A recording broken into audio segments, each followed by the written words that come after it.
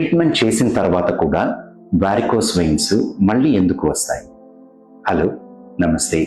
నేను మీ డాక్టర్ జ్ఞానేశ్వర్ అత్తరు, clinical director vascular and endovascular surgery department, Medicover hospitals, Kokapet.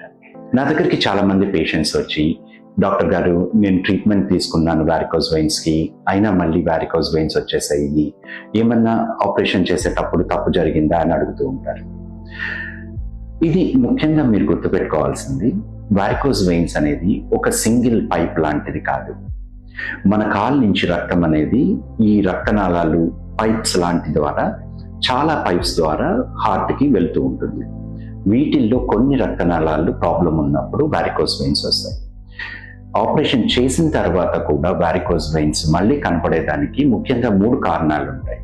ఒకటి, మనము ట్రీట్మెంట్ చేసిన నరం కాకుండా కొత్తగా రక్తనాళాలు మొదలయ్యి అవి వారికోస్ వెయిన్స్ లాగా బయట కనబడవచ్చు. రెండోది, మనం ట్రీట్ చేసిన వెయిన్ కూడా క్లోజ్ అయింది, మళ్ళీ కొన్ని నెలల తర్వాత కానీ సంవత్సరాల తర్వాత కానీ మళ్ళీ ఓపెన్ అయ్యే అవకాశం ఉంటుంది.